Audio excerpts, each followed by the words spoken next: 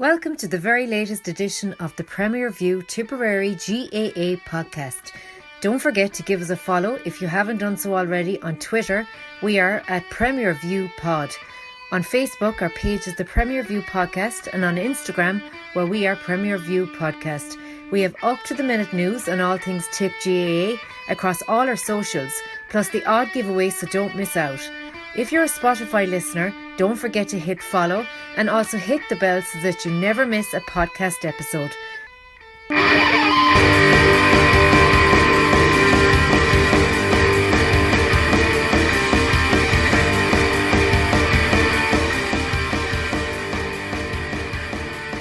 Hello and welcome to the Premier View podcast. Today I'm absolutely delighted to be joined by Shane Smith, coaching guru, Masters in Sports Science, primary school teacher and juvenile coach. So Shane, welcome. Thanks a million for agreeing to do the one-on-one for the Premier View podcast. This podcast is going to be really interesting to, I think, any hurling, any underage coach, because I'm looking at your Twitter profile down there now, your X profile, and you have some great you have a great presence there. And you have some great pointers and for coaches or for even parents and stuff, anyone playing the game. I'm just going to read one out there which got a load of likes. The longer I coach, the more I realise that coaching isn't about making children technically brilliant from a young age. It's about retaining them playing until a later age. And then you also have a good one below that. It's like 10 commandments, things like be quick to praise and catch them doing well. So all this, you can see that you're a good deep thinker about the game. So welcome aboard. What I'm hoping to do this evening is just kind of go through a few different teams of specific questions on coaching and your philosophy, I suppose, and also more general discussions on banding and age grades and all that. So I suppose just to welcome aboard is first of all, we'll kick off. We'll stay on the juvenile side, and I suppose the first question I'd ask is, if you encourage equal game time for juveniles, how do you meet the expectations of parents who have more talented kids, I suppose, or talented at that age? Yeah, I suppose thanks very much for inviting me on. It's great to have a chat. I suppose fundamentally, I think it's important to define why you coach and define what you're about and define your values very early on with parents. And if you look at like the player pathway in the GAA, it's kind of underpinned by six key principles in that, like club is core, it's player centered. We're given a quality coaching experience. You connect with the players. It's inclusive, and as many as possible for as long as possible. So I'm of the I really believe in that. We just should try and keep as many as possible for as long as possible. I mean, and how do you develop them all at different levels? Well, I think that's a challenge to give every child an opportunity to develop their own skill sets at their level. And from a practical sense, like what does it look like? Well, fundamentally, I think like every child has talents that needs to be nurtured. So like I think the role of the coach is like just the parents, for example, let the coach coach as much as possible and give the children an opportunity to play. And as well as that, I think like sometimes we get a bit too elitist, too young, and I think we need a little bit more patience with our children as well. We look at the late developers. We'll chat about that, I assume, shortly, but there's an awful lot of late developers out there. So in terms of engaging all the children, my big mantra is like small-sided games. So in small-sided games, we're maximising ball contact and maximising inclusion. And in terms of developing different levels within those games, for example, if you have a hurling session and you're playing 6v6, you could ask your more advanced players to try and strike 3 or 4 times off their left side, develop that sort of skill set. Whereas a player that's not quite there yet, I mean, their challenge in that game could be to get 2 or 3 roll lifts and get the first touch right and get some good striking out of hands. So it's about catching them doing well in little games and looking beyond the results as success only. Absolutely, and I suppose that's a great introduction. You mentioned a couple of things like games-based coaching and catching doing well, and I suppose then when you're talking about maybe just you've taught them the basics and you're into splitting teams that are lucky enough to have kind of big numbers. Do you think Club A and B juvenile panels should be split by age or by ability? Yeah, that's really interesting. Like that's kind of biobanding you're talking about there. It's And could you yeah, just maybe just focus, because biobanding is one of those things that's becoming very popular as it's in the yeah. game. Just maybe to talk about that as well for a second. That's so topical right now. Biobanding will be like physical maturation versus chronological age, for example. There's not a lot of really good work going on at the moment in Clare as well, in Clare GA and that, and it's fascinating to see. So we know Basically, like yeah, exactly, putting lads all the same size, marking each other rather than if they're the same age, they might be like January, both born in January, but there might be a foot difference in size or something like that. yeah, and that comes from the relative age effect, where there's lots of writing out there to suggest that the players that were in international squads and they were in the development squads were born in the first 3 months of the year. And sometimes when you think about it, Kevin, I mean, you look at a child that's born on the 1st of January, a child that's born on the 30th of December in the same year, and they're playing together. So naturally, there'll be a disadvantage there. So I think it's about giving every child an opportunity to compete And at their physical as someone maturity. born in November, Shane, I completely agree with that, So you would be one of those maybe late developers in sports. So it's about like our players not slipping through the net, and it's fascinating to look at our late developers. I mean, even in football, for example, Gaelic football, I look at like players like who weren't minors, like Damien Comer wasn't a minor for Galway, Bernard Brogan wasn't a minor, like Brian Fenton wasn't a minor for Dublin, Lee Keegan wasn't a minor. So it's about like ensuring that these players don't slip through the net and give equal opportunity for them to, stay in the game. And I suppose the only child you can't coach is the child that isn't there. So I'm big into keeping as many as possible within the game, and just being patient with them, because even on the research, I mean, we don't look at children that play sport in order to win every single match they play. That's not their sole motivation. Their motivation is very varied, and it's not solely based on I want to win every single match that I play. And for us as coaches, it's to meet those needs, to ensure that we keep as many as possible for as long as possible in a positive coaching environment where everyone is developing at their level. And I think it is possible. Absolutely. And I suppose with the biobanding, one of the good ideas I heard was that, maybe once a month or whatever in training, you'd say I think it's you put the last quarter boys, you start the cutoff at 1st of October or whatever. So the boys in October, November, December are actually like, the leaders of the opportunity. So just maybe, when you are picking your juvenile teams, would you put the emphasis on keeping players that are the same age, maybe going to school together and all that together, or would you do it by ability at that moment in time? Say have similar abilities Yeah. playing with each other. We're talking about goal games, yeah. So the goal games model is that everyone gets a goal, yeah. Everyone plays, everyone gets equal game time, everyone gets equal opportunity. In goal games here in Dublin, when they get under 9, it's recommended that streaming happens. So you separate into your teams based on ability. So I suppose that's subjective and that's people's opinion on that. I always go back to Kevin to say, like, I always say, what's best for the child? I think the more we look at coaching through the lens of the child, the more we can learn about what they want. So, for example, if a child is playing in Division 1 and they get one touch a half, as opposed to if that child is playing in a lower division and they get 10 touches a half, I'll always ask the question, where is the child happier? Where is the child developing? And that's entirely up to the club, how they want to implement that philosophy. But I think it always goes back to, like, we look at child-centered coaching and ask what's best for the child. And what's best for the child would be so they're in an environment where they can develop their skills in a positive environment with their friends, where there's kind of an irrelevance to winning or losing at that age, because there has to be. And we don't keep results at goal games, for example. So there's some research in an education setting around peer learning, around reading groups, for example, and that's fascinating. But from a sports perspective, I always say what's best for the child and where will the child develop the most. And you're a big proponent of the games-based coaching model. And I suppose one of the questions is, what do you think is at a very young age, what is the optimum amount of players per team or per side? at when you're having your games?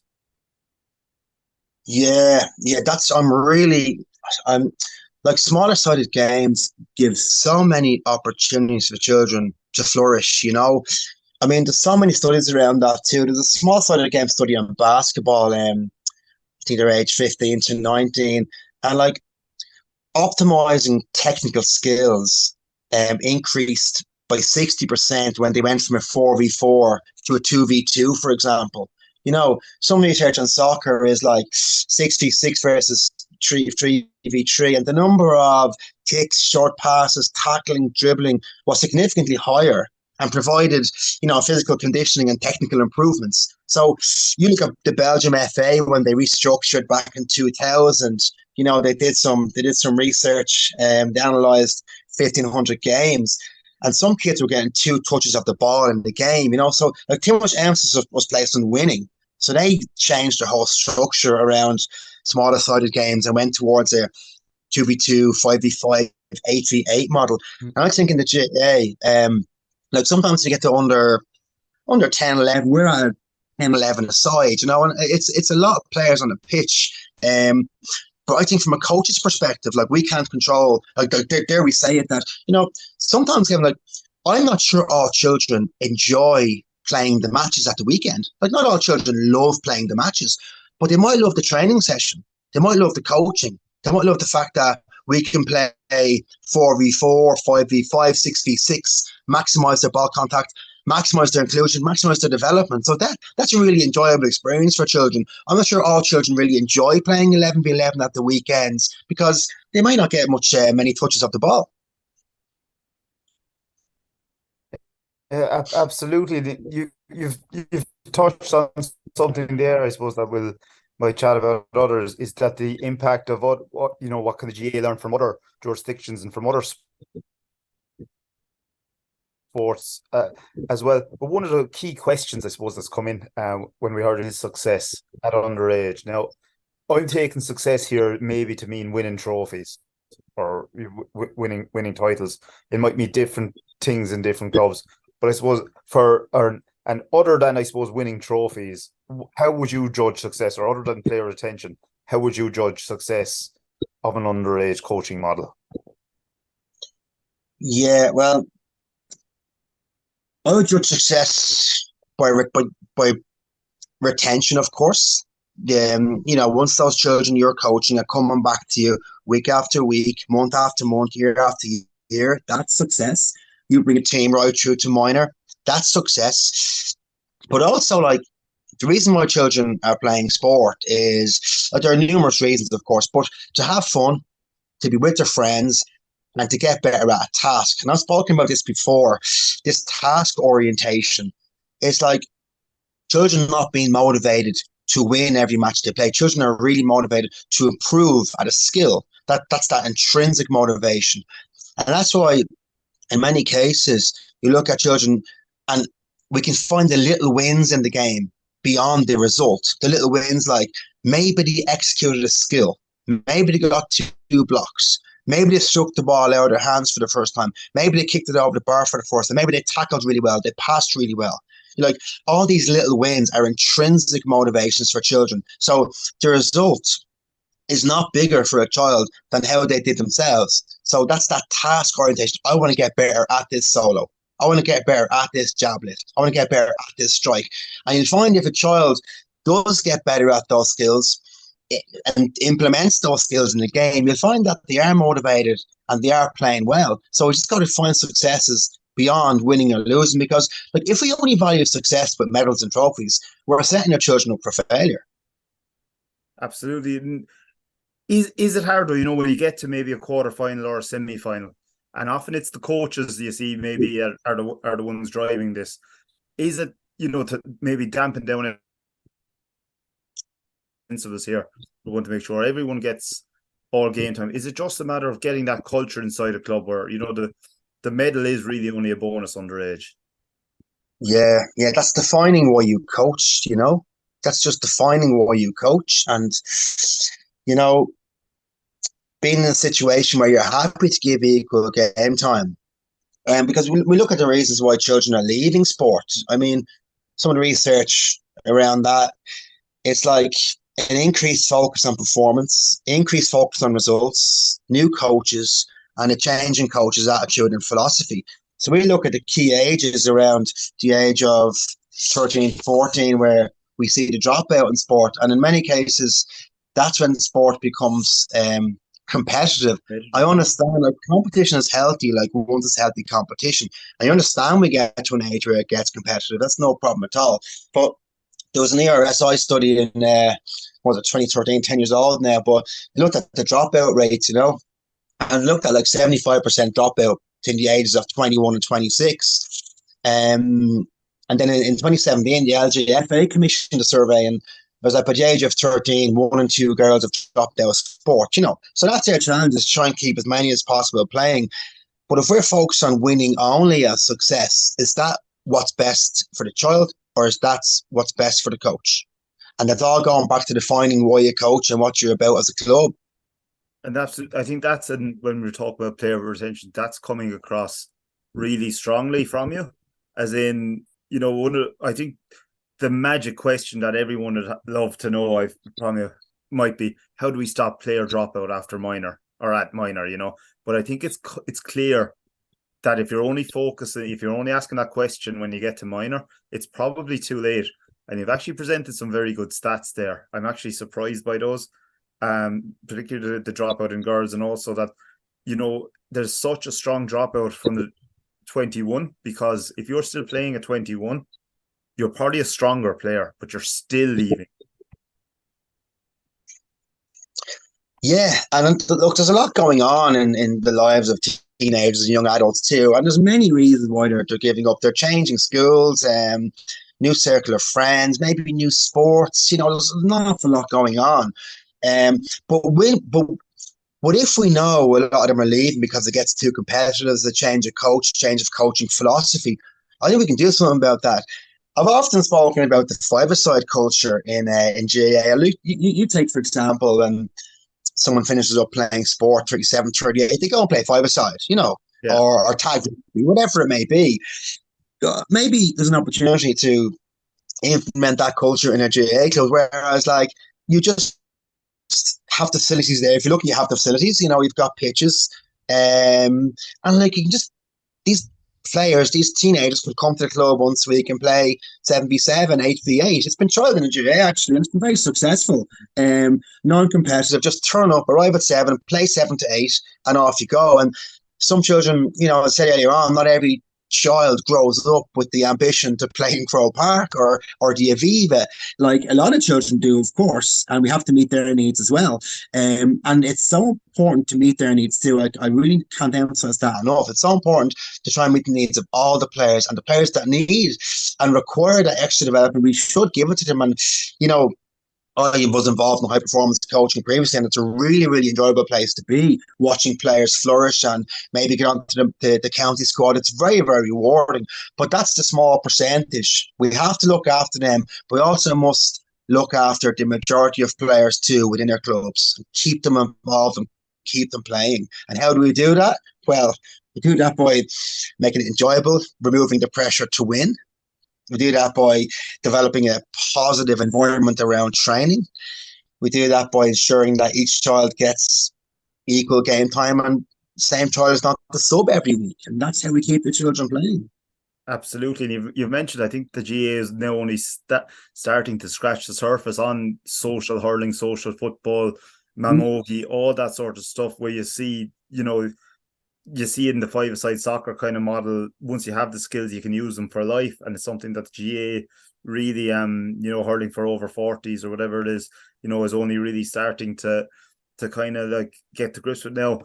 Just to kind of move it on and focus on something a little bit different now. So, you are a coach underage, or, you're working with other coaches. I suppose, how do you, they might not be that confident, for example, and you see, just like they might spend more of their time just kind of there for a chat rather than kind of inputting fully on the session. So how do you almost coach to kind of take a full part in? Yeah, I think if you want to develop develop our players. We got to keep on developing our coaching, you know. And I'm a big advocate in coach education. I'm constantly upskilling myself as well with coaching courses. And I think it's all about giving people and new coaches the opportunity to learn new things, to introduce them to new coaching concepts and to get them involved. I mean, you take a squad of 24 players, say, for example. I mean, say the lead coach might just take that session and do it all. And sometimes we become immersed in that session if you're the lead coach. And you might have 2 or 3 people with you as selectors and you're not utilizing them. So I think it also goes back to the management structure and the coaching structure, and to be happy to step back. And let's say you have 24 players, why not set up 3 different stations and have one game 4v4, small-sided game, one game 4v4 could be backs v forwards, and one game 4v4, or one game 8 could be striking in pairs, kicking in pairs, or skill development. You know, so it's about setting up the station coaching environment in order to include other coaches. And I always say, like good people make good coaches, you know. Just because you've played doesn't mean you're a brilliant coach. Just because you haven't played doesn't mean you're a brilliant coach. Like good people in general make good coaches and have good interpersonal skills, good communication skills. So when you set up a game-based coaching, I think it's comfortable for anyone to go in there and take a station and let the game flow, because the game is the best learner, in my opinion. And like coaching is also is almost like a voyage of self-discovery for players who are out there. It's okay to make a mistake. It's okay.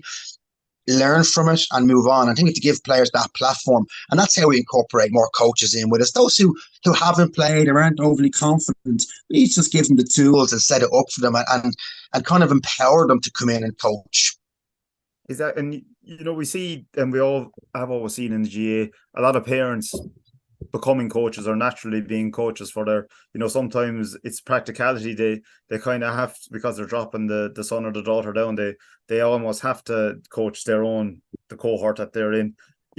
What's your view on just parents coaching? Are they sometimes too hard or sometimes too soft on their own? And is there any kind of effective way you can think about managing that?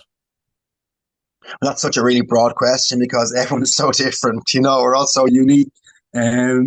I think most people that go in with a team, 99% go in with the best of intentions. I've learned that over the years coaching, that 99% go in there with the best of intentions to do their best and meet the needs of the children that come train. And it's funny, like, you look at some reason why kids go train, and like some want to meet their friends, others go to develop more skills. Some like the relay races, some like the matches, some enjoy the fun games, some want to really improve our skill set. So it's about incorporating all those attributes into our coaching sessions and meeting all those needs.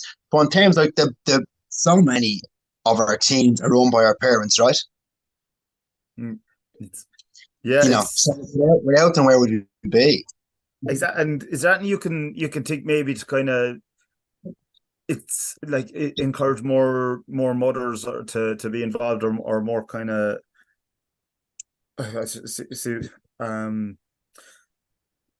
more existing players to be part of coaching teams? I know that, you know, even for a club player now, like the load on you can be kind of a lot. Is there anything you can think to encourage? Like, obviously we'd all love to give back to the club and that, but well, I mean, I'm all for empowering new parents and getting them involved and getting the paperwork done and getting more parents. Because the more parents and the more adults you have involved in your team, think about it, the higher quality of coaching you'll get. And also, the easier it is to manage groups. Did you ever try and be with a large group, like, you know, 1 or 2 coaches, 2 or 3 coaches, but a large group? It's challenging. So the more coaches you have there with you, the better. So I'd be all empowering new parents, and like, there's no one reinventing the coaching wheel, Kevin. You know, it's like coaching is, you know, it's not overly complex. And when you empower more parents, and if you have, again, you've got 24 children, and if you imagine you had 4 or 5 coaches within that group, and you can have little small groups of coaching where they're maximizing the opportunities to develop their skills in a smaller environment. So the more coaches you have, the better it'll run. So I'd also encourage clubs to get as many of the parents involved as possible.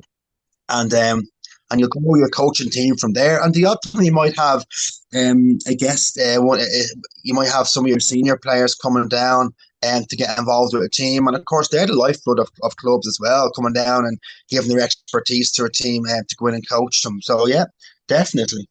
I think that's coming across really clear, is that developing a coaching style is really important, or you might call it philosophy, but a bit of a coaching personality that's individual. You can't really take on someone else's coaching kind of personality. You have to develop your own, and that comes with confidence as well. And just, I suppose, throw it in there, where would you stand on the concept of silent sidelines? It's another one that's kind of becoming popular. Isn't it so topical recently, silent sidelines? I think it's because when children, or you picture a child 9, 10 years of age, and one person is saying kick it, one person is saying run with it, one person is saying pass it, one person is saying watch behind you, one person is saying watch your back, watch your left, watch your right. It gets terribly confusing. So I wouldn't be an advocate of silent sidelines. I'd be an advocate of quieter sidelines. And you might have your coach or two that the children are used to being with during the week, from coaching, and they might be the ones giving the little instructions. But from parents encouraging, saying well done, saying great strike, I think it's wonderful, that sort of positive reinforcement from parents as well. And there's nothing more joyful from a parent than watching your child out there playing. So I'd be an advocate of quieter sidelines. And just in terms of the instructions and the coaching, I think let the coach and let the children play. I think we have to look at that for it, because I mean, when you're in, when you're yourself and you play the game, you're not really hearing much. When you're in e-picture, it's intensity, multi-directional. You've got a split second to make a decision. You're not hearing too much in that kind of high intensity environment, because a decision must be made very, very quickly. So I'll be all for quieter sidelines, definitely. Definitely. I suppose 3 related questions on coaching as well that have come in is, right, you're a coach. How long as a coach would you expect team talks to be, but before a game and at halftime? And related to that would be, what does an effective team talk look like? I think, who sent that in question is asking for a lot there, because different circumstances, different things that there's no magic bullet there. So you might want to answer that one first. Then the role of visual aids, if there is any role, and maybe at what age that you should start introducing them into a team talk or into a training session. We all know the Limerick, Paul Kinnerk and his tactics board there now. So if you're a top upcoming coach now underage, would you be ordering one for the Christmas off Santa? For the under-9s? Yeah, exactly. Oh, if they're not using it by under-9s, forget about it. They never get it. I was reading there recently about, it's all age specific, but I was reading there recently about attention spans. Today, we are listening for 8 seconds. So like when we're talking too long, I mean, they're probably not listening.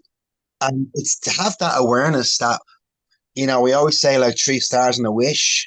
I always use that mantra, 3 stars and a wish. So 3 good things and 1 thing to improve on. So if you can really catch them doing well in a game, and this could be under 10s, 12s, 14s, catch them doing well. Sometimes we think our role is to fix every single problem when we come to coaching, but sure, we haven't got all the answers at all. We can facilitate the coaching, but coaching is self-discovery. The learning is when it happens, and when they execute a skill or do a particular sidestep or get some space, that eureka moment, whoa, that was great. There's some things that we can't coach. It's just that's key as well, just to pick up on the point you made there, is that, right, you might be getting well beat in an under-9s game or whatever there. You're not going to fix everything at halftime and go out. No matter if you give the team talk of your life, it's about just maybe picking up on a couple of things that they can do better in the second half, or you've spotted as well. Well, under-9 team talks now, I wouldn't be something I'd be advocating to for too long, So it's all very relative to the age group that you work with, because sure, the under-9 team talks, they're not listening too much at that age. All they want to do is play with their friends. Most of the time, yeah. No, not at all. So I'd say 3 stars and I wish. So listen, you're striking the ball really, really well. I saw you blocking down that play. It was brilliant. And you're working really hard as a team. Well done, guys. Now, maybe we might work on, let's try and strike on our other side for this half. I wonder who can get a strike or two on their other side, and just challenge them a little bit. Because as we know, children are not motivated in these games to win every single time they play. It's not about winning, winning, winning. They want to improve at a task. So if we can give them specific tasks to improve on and find those little wins, just to find those little wins, that's more valuable than any sort of 5-minute team talk that we think they might be switched on for. Yeah, exactly. And Jake Morris, the tip senior hurler there, the other day, and we were just asking him about, I suppose, the atmosphere in the modern inter-county halftime dressing room. And, it's not all as you'd expect, I suppose, managers banging hurleys on tables and all that. It is very much data-driven. And, maybe are you hitting your metrics? Yeah, it's data-driven, and I suppose the main dressing rooms, they go into the little groups and they talk through what's going well, but they'd also highlight what's going well. I think sometimes we think that we have to fix everything and find all the problems. I think we have to catch players doing well as well, regardless of their age, and give them that positive reinforcement and give them that confidence that, yeah, it's going well.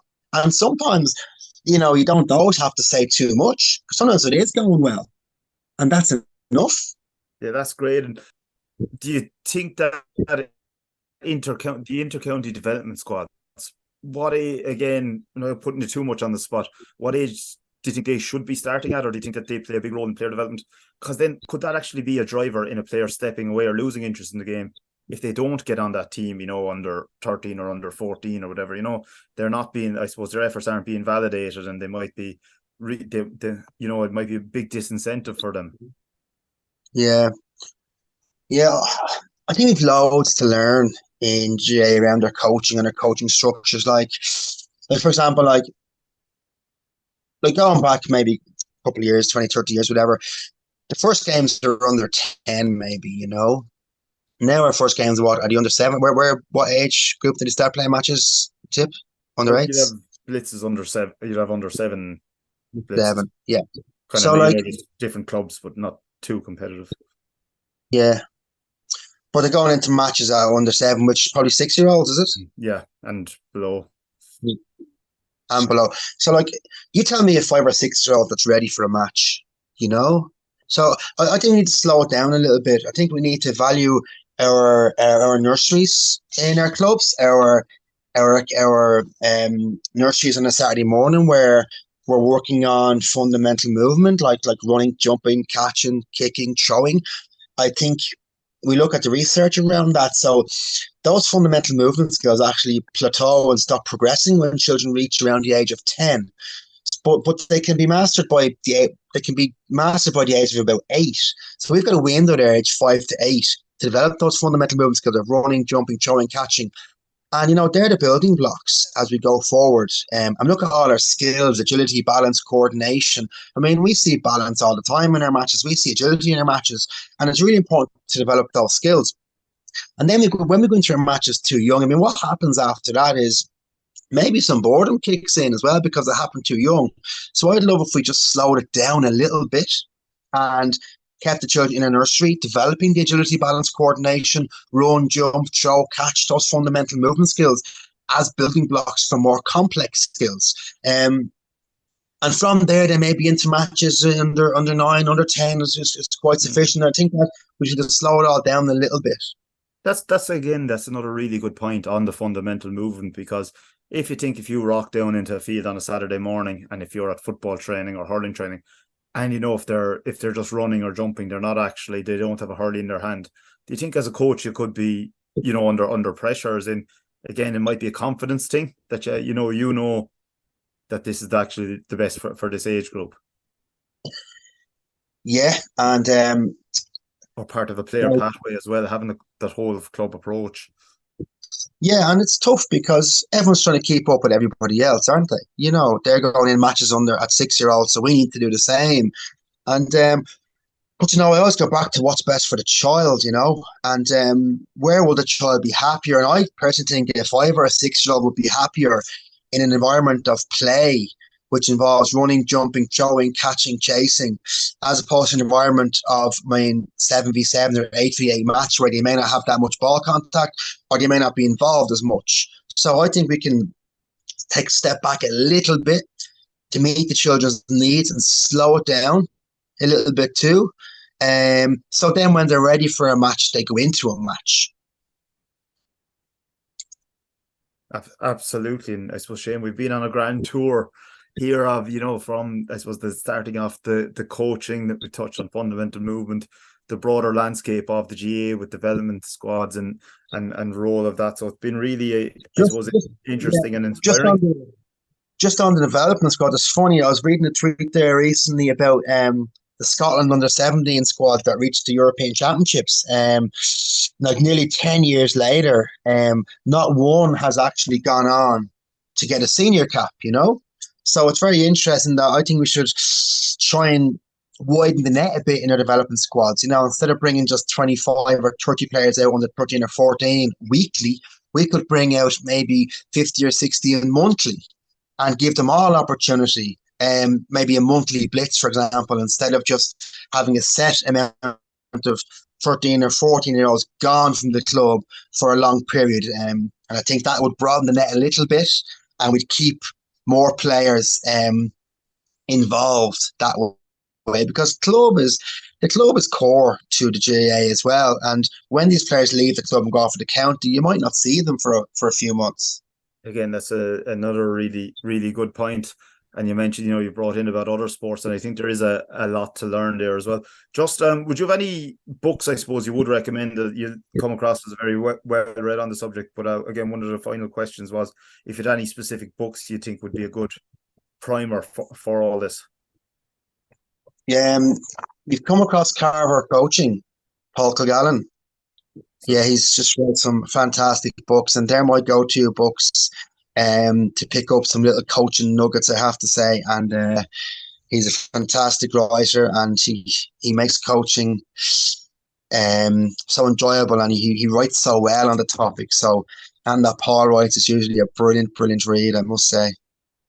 You think you have a book in yourself? Maybe down the road, yeah, just trying to kind of get a topic and get something that I'm obviously really passionate about coaching, but it's just about to kind of give the reader something to get their teeth into. So it has crossed my mind, of course. So maybe when my kids get a bit older, I get a bit more time. Right now, I am inundated with driving here, driving there, coaching here, coaching there. So I'm in the middle of coaching my kids' teams now. So look, maybe a book down the road for sure. That's something I'd love to do, just not right now. Absolutely, but no, we'll definitely chat again when that one's on the best-selling list. But Shane Smith, it's been an absolute pleasure. Thank you for that.